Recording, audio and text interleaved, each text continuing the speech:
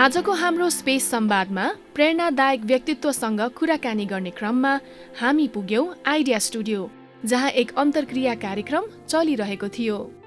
उद्यमशीलता तथा नेतृत्व विकासको प्रशिक्षण दिनका लागि अस्ट्रेलियाबाट आएकी एक अनुभवी र उत्साही व्यक्ति हुन् शिवानी गुप्ता। 11 वर्षको उमेरमा अस्ट्रेलिया गएकी उनी उतै उद्यम गरेर बसेकी छिन्। इन्जिनियरिङमा अध्ययन गरेकी उनले केही समय सोही क्षेत्रमा नै काम गरिन्, तर उनलाई त्यो काम त्यति चित्त बुझेन अनि उनले लगभग 2 दशक अघि आफ्नै व्यवसाय सुरु गरिन्।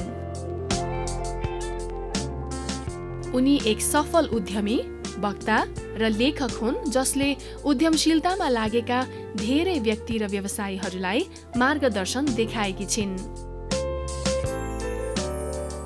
A successful entrepreneur, business coach, speaker and author, Ms. Shivani Gupta has shared her wisdom to the people and business around the globe. She has presented in 18 countries to over 250,000 people, authored 8 books, and coached over 1,500 leaders. She has strongly raised her voice on topics like wellness of people, tough love for employees, how managers and leaders need to love their employees. A lady who brings her leadership expertise and a growth mindset. A productive conversation with Ms. Shivani Gupta. Namaste, ma'am. Namaste. I would like to welcome you to our show and channel. Thank you. How are you, ma'am? I am really good. I'm loving being back in Nepal. So you're back to Nepal after 20 years. After 20 years. I think I left it too long, but Nepal has always been a very special place in my heart. What do you see about Nepal? How do you like it? I really love the country. I grew up in India till I was 11 years of age and then moved to Australia. And when I came to Nepal 20 years ago, and even this time, sometimes I expected to be similar to India, but it's not. You know, the Nepali people are really wonderful people.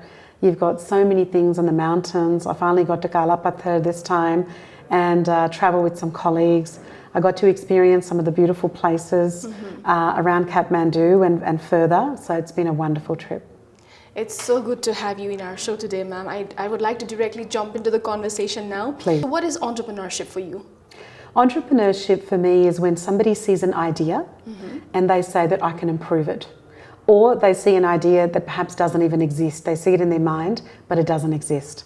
So I believe entrepreneurs are such a force in our economy in terms of saying that service, that product, I can do better, and here's a different version of it.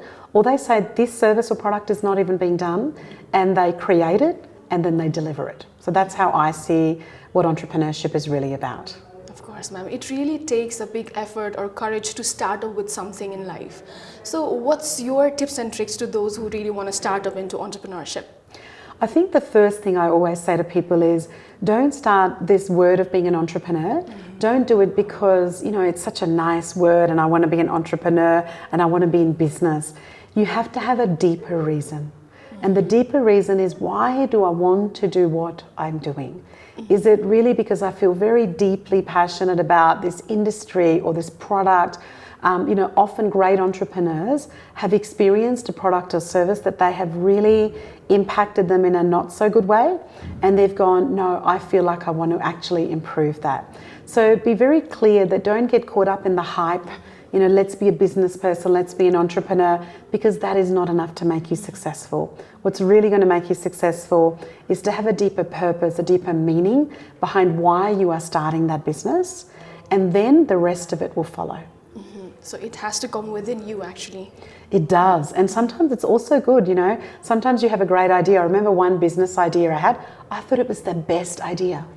And then I ran it by 10 people, which is always a good way to start. And 9 out of 10 people thought it was the worst idea they had ever heard. Family, friends, colleagues. And I was very, you know, deflated. I thought it was a fantastic idea. So having, you know, just because you think is something good, go and test it. Make sure your family, friends, colleagues, maybe even some end users, potential end users can, you know, experiment with it, and always start small rather than risk your whole life and your house and everything else. We got to know a lot about what you say about passion, you know, like being passionate is one thing. You can change your passions, it's your life, right? Change it every week, change it every day if you want to. But that's not going to create any mastery, because mastery takes about 12 months. So you have to stick to it even when it's uncomfortable. My yoga teacher says transformation happens on the edge of discomfort in a pose. So she said not when you're shaking and you're in pain, but when you're in a yoga pose and you really don't think you can hold that pose, she said your transformation occurs on the edge of it. So if you want to really master your life and your discomfort and you don't really enjoy that passion, stick to it for 12 months and see what transformation starts to occur as a result of sticking to that passion for 12 months. Passion is sticking to one particular thing, staying there and doing mastery over that. So that's what you've been saying. So how would you share that with our viewers? I believe that, the word passion is a lot misused. So people go, I'm passionate about this, I'm passionate about that, and it always sometimes sounds like it's a fleeting thing. Mm-hmm. I believe that mastery for anything takes time. And one of the things that I suggest is that you actually become passionate about something and you have mastery in it for 12 months. So when you say that you're going to be passionate about it and you want to master that, leave that passion for 12 months. Because some people get bored easily. I am one of those people. And but mastery, you just need to stick to it. You need to come up with the goals. You need to become resilient through all your ups and downs of that particular area. And that's what I believe that we need to take from something that you want to do, but you also have to be disciplined enough to stick to it. So you say like goals and passion has to complement each other. Well, most people, what happens is that they set a goal and some of them achieve it, some of them don't. Some people keep having reoccurring goals every year. It's the same thing, same thing. And the thing is, when there is not an alignment between your passions and your goals, there will always be what I call hit and misses.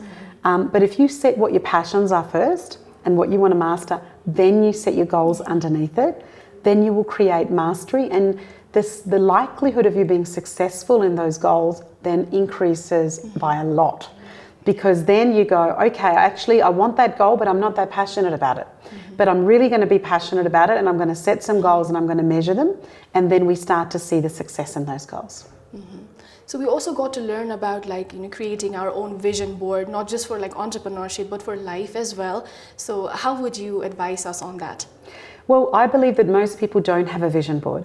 When you look at sports stars, I remember Kathy Freeman. She is an Australian athlete, and in the Sydney Olympics in 2000, she worked with a coach and she visualised where she was going to be. She's a 400-metre runner, where she was going to be at every 100-metre, and she basically won the race by that. A lot of successful CEOs, a lot of successful entrepreneurs, it's just not something we see and talk about openly. Some people are talking about it. I believe everybody should have a vision board. And your vision board is a vision. The picture says 1,000 words. It's your goals put into pictures that make sense to you. And by looking at it every single day, by focusing on what you really want, then you start to take actions, and then you start to manifest the things that you want to actually achieve. If you don't look at something and measure it, like we say in business, then you don't know whether you're successful or not. And your vision board is really there to design to do that. Whether you want to, I like combining my business and personal vision board, but some people like having two separate ones. But whatever you do, then look at it every single day so you can start to take action and manifest it. And how would you advise us to start with that vision board? How can we get started? So once you've picked your top 3 passions, let's say out of the 7 areas that we talked about today, so you've got your work, you've got your family, you've got your friends, you've got your health, you've got your mind, you've got your soul, right? And so one of the things you want to do is pick your top 3. And in those top 3, you go, I'm going to really master that one, and that one. Then write some goals down. So you might say, for example, in my health, one of my goals this year is to get to yoga 6 times a week. Whether I'm in a hotel room, whether I'm in my home city, whether I'm in a plane and I'm going to be traveling, I get up and do my yoga stretches for a minimum of 30 minutes.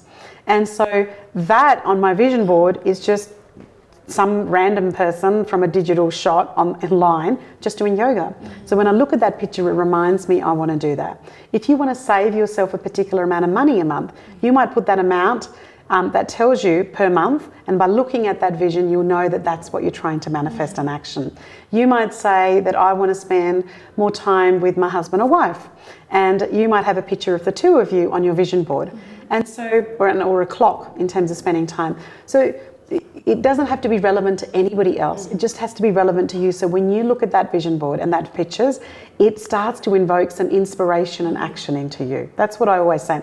Don't worry about what's popular. Don't worry about what other people are doing. Just do what's right for you. Hi, my name is Bigul Sapkota. You talked about setting a vision board, but even if we prioritize the things that we want to do, how do we get the motivation to follow that, to follow the vision board we have just set up? So when you're really passionate about something that's natural to you, you won't actually need to think about it. The hard one is when you're not that passionate, but you've described that as in your top 3 and you've decided that's going to be one of your focus, that's going to be the hardest one. So whether it's health, mind, money, whatever it is, because that doesn't naturally come to you.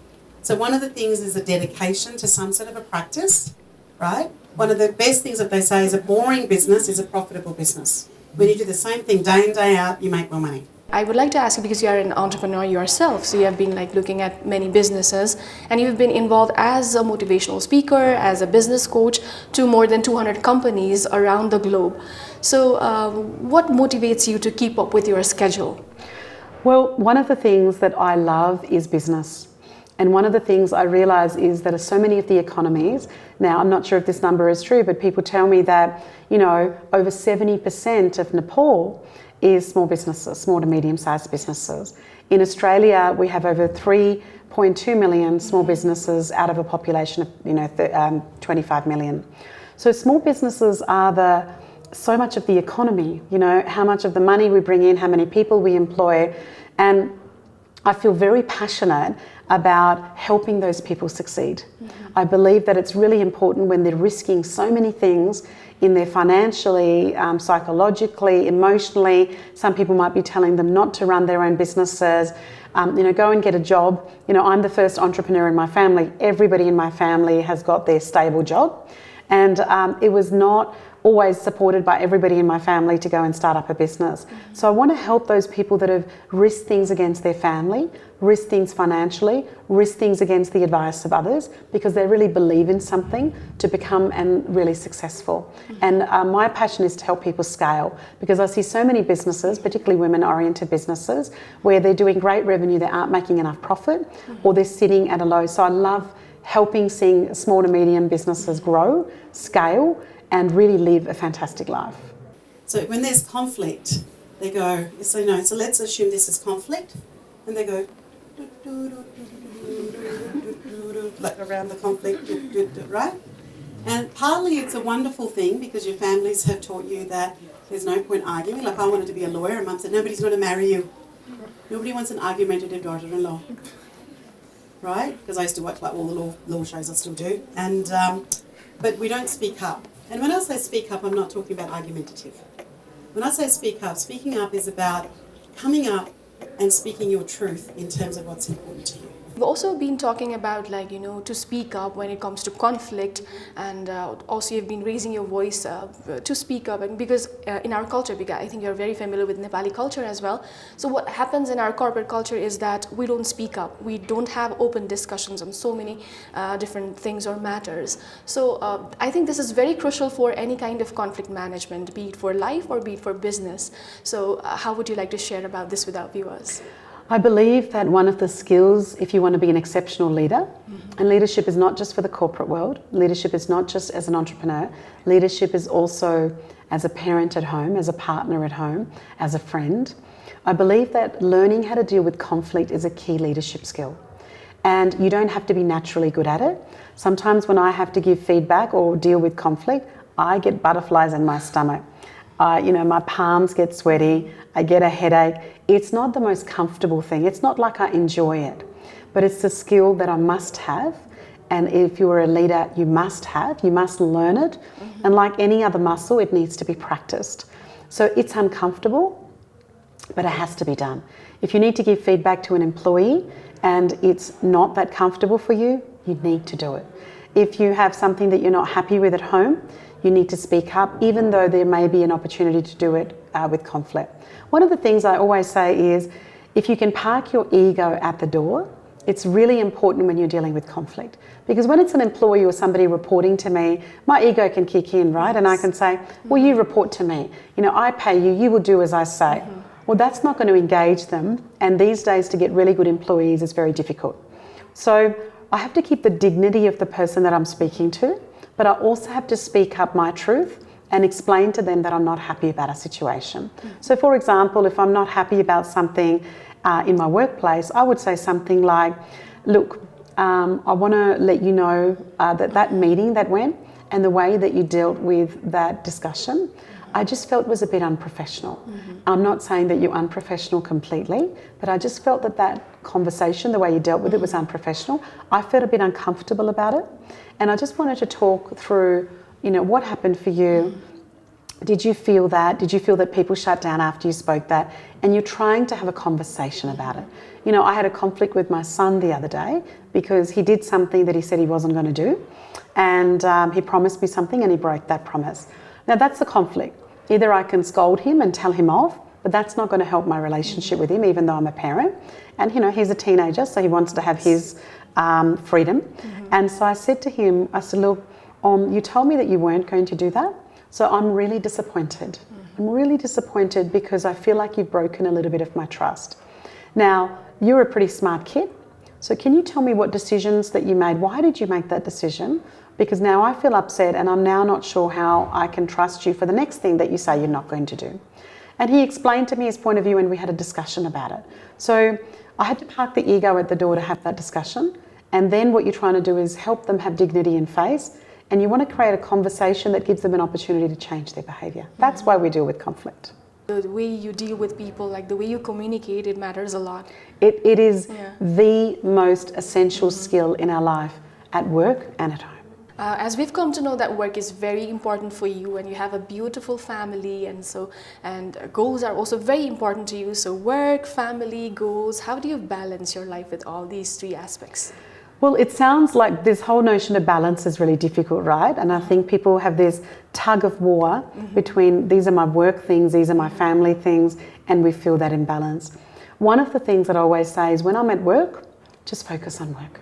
If I'm at work and I'm worrying about my children, my husband, what I haven't done, or I haven't, got different things to cook dinner or whatever it might be, then I'm not present with what I actually have. And when I'm with my family, then don't think about work. Just put my device, my phone away, my laptop away, just be present with the kids. I find the balance doesn't just come from going home early or not working, because I love work. I'm not a workaholic. I still manage my hours, but occasionally there'll be days that I have longer days. But more importantly, it is the presentness, it's the mindfulness that when you are at work, don't think about anything else. When you are with your family, don't think about anything else. And by doing that, you have less guilt and you are more focused and more productive in what you're trying to achieve. Now, I always believed in this statement that learning, an investment in learning is never a waste. And after having your session, I also came to know that you are still a very good learner at the same time. Not just a good speaker, but learner at the same time. You've been learning, you've been reading a lot of books. So what motivates you? Why do you keep continuing with the learning process in life? Well, I believe that learning is, for me, it's a lifelong thing. It's not about finishing one degree or finishing one course. It's about being a lifelong learner. I also believe that if I keep my brain very active, that I'm going to live a long life, because you can live till an old age, but your mind is not active. So keeping my mind active is really important. One of the things I'm learning at the moment is I'm trying to finish a course as a teacher in breathwork. Now, do I want to become a breathwork teacher, every day? No, but I want to incorporate that learning into my life and how I can oxygenate my brain and how I can become more productive and do different things. So I believe that learning is such an important part of what you do. And I've also seen people as they get older, the ones that keep learning, they just seem to have a better quality of life. They seem to be sharper, they seem to be healthier than the ones that sort of give up and then they don't look after their brain part of it. You've read more than 500 books in these 20 years. That's what we came to know. And you've also authored more than 8 books already. Can you tell us something about your books? Yes, I'm just started my 9th. I've collaborated with a few people on books. One of them became an Amazon #1 bestseller called The Passion Test. I've also written books which are about finding passion at work, because I feel that the global surveys show that 87% of people are not passionate about their work. That means only 13% of people are. So some tools and techniques where people can get inspired to take action. I also felt that there was a lot of people saying to me that, you know, women are not getting the opportunities in certain organisations. So I wanted to understand that. So we researched a few hundred women and we did a survey, and we also held some focus groups with women of different age groups. And we found that in some places, yes, there are not the opportunities. In most places there are opportunities, but it's the lack of women believing in themselves that prevents them from trying into more senior roles. And so that book I called I Love Myself, that there were some techniques and tips in terms of being able to understand research, and that if you really want to succeed, you really need to do self-work and self-worth work. I also wrote a book called Tough Love for Leaders, because in my experience I found that leaders were either too tough or they were too soft. And you know, like parenting, leadership is also about finding that balance between when you need to raise conflict, when you need to praise, when you need to be softer, when you need to be harder, and having that balance in there. So there's some of the things that I've written, I guess, to inspire small to medium business owners and women who you know, want to do things differently. That would be a very good source of inspiration for all of us out here, and I would love to read your books. So I think even our viewers are very curious to know about your publications and books. So where can we find your books? One of the things I noticed is that people love asking me questions, and I always say to me, look, if I don't know the answer, I won't know, but at least ask. So my website is called askshivani.com, and so all of the books are on there. There's some blogs on there, there's some free resources on there, there's some free chapters in there, and if you've got any questions, that's what it's for. Ask Shivani, go to the contact page, send me an email, and if I need to send you a link or to link you up into different things, then I'm so happy to help.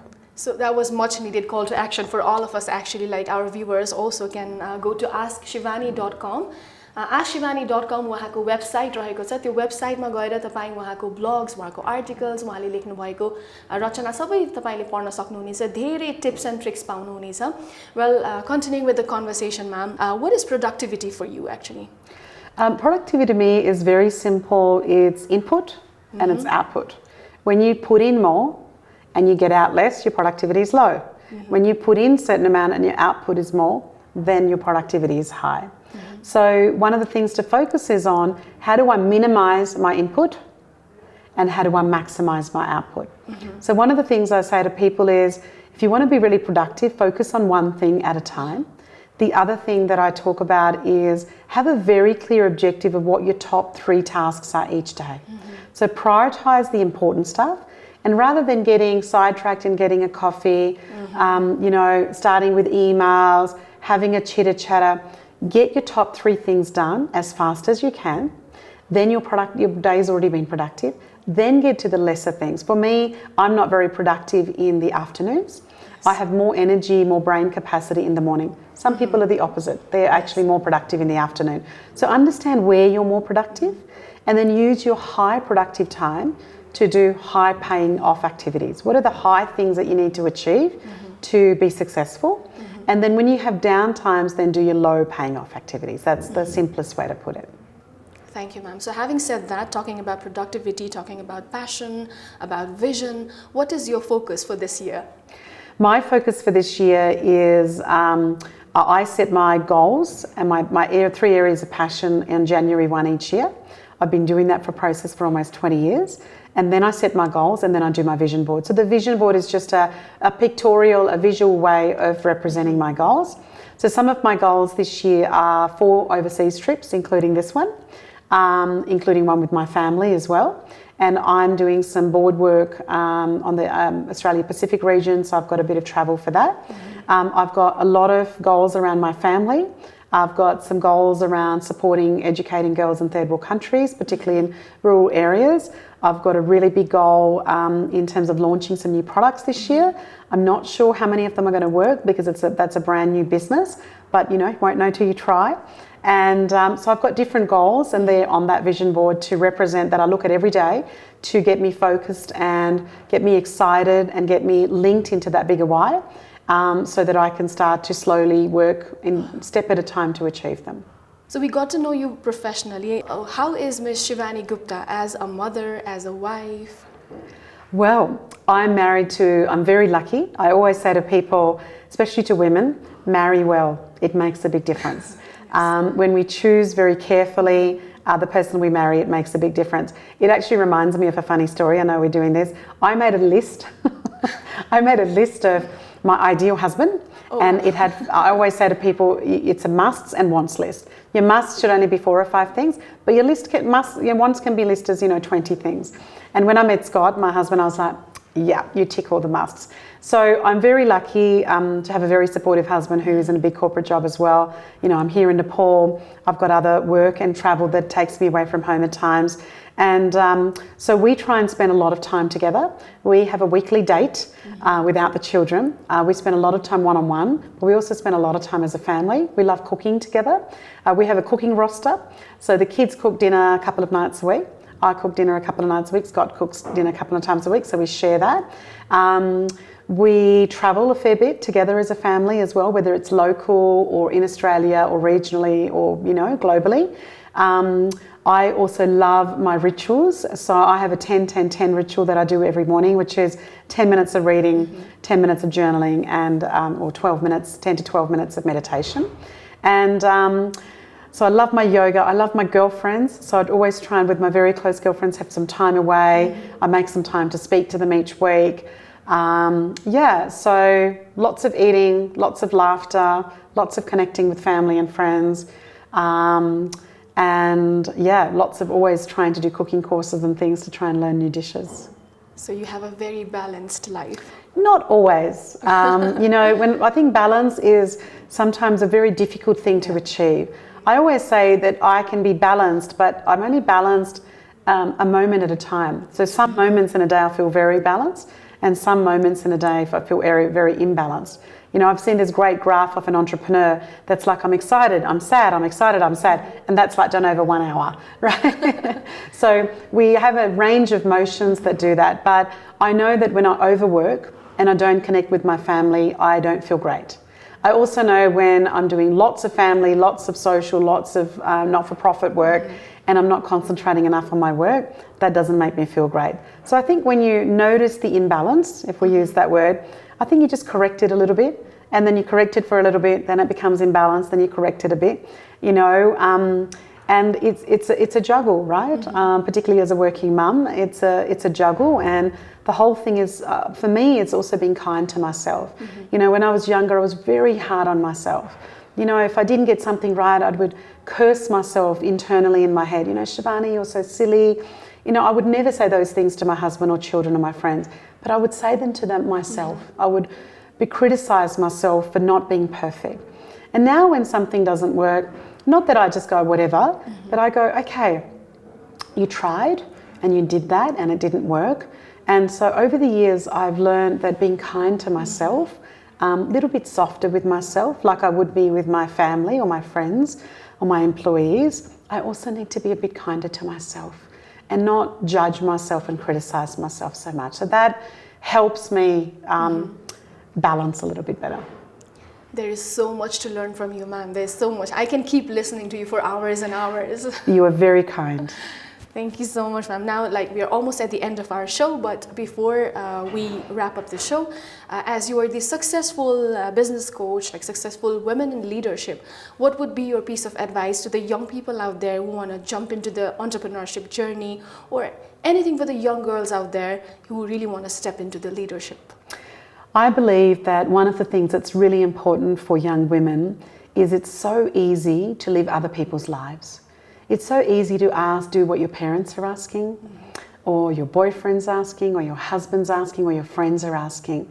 I think one of the most important things we can do if you're a woman, young woman, older woman, is really to work out what you really want. Get very clear about how you vision your life. Get very clear about what you really want and stop trying to make everybody happy. When you try and make everybody happy, the truth is somebody will always be unhappy, but the person that'll be the unhappiest is you. So just go, okay, I'm not going to be able to keep everybody happy. I'm not trying to be selfish and do everything I want, but this is, what do I really want? If you can listen to your inner voice and get clear about what you really want, your job then is to speak up and communicate that to people around you. Some people will get it and they'll support you. Some people will say nothing, and some people will criticize you. And change management says, doesn't matter how good you are, that is always going to happen. Somebody will love it, somebody will stay neutral, and somebody will criticize it. Your job is not to try and get everybody to like you and love you. Because if you spend time trying to do that, you can waste your whole life trying to be liked. Oh no, I don't want to speak up with my parents. I don't want to speak up to him. I don't want to speak up to her. You have to do it gently. You have to do it lovingly, but you have to do it clearly, because your life is your life. You only have one chance. Don't waste it. Thank you so much for your valuable words. Thank you so much for your time, ma'am. It's an honor for us to have you in our show. We really appreciate your time and your valuable words that you've shared with us. Thank you so much for having me. Thank you, ma'am. दर्शकवृन्द, आज हामीले space संवादमा एकजना व्यक्तित्वसँग कुराकानी गर्यौं। उहाँ professional business coach हुनुहुन्छ, अस्ट्रेलियाबाट आउनु भएको छ, केही समयका लागि नेपालमै उहाँको बसाइ रहेको छ। वेल, उहाँले एउटा सेसन पनि दिनु भएको थियो लिडरशिपको बारेमा। त्यसको थोरै क्लिप्स पनि हामीले यहाँसँग शेयर गरिने हाल्यौं। आजको लागि स्पेस संवादको समय यही नै सकिन्छ। यो कार्यक्रममा हामी विविध क्षेत्रमा लागि पर्नु भएका व्यक्तित्वहरूसँगको अन्तरङ्ग कुराकानी राख्ने गर्दछौं।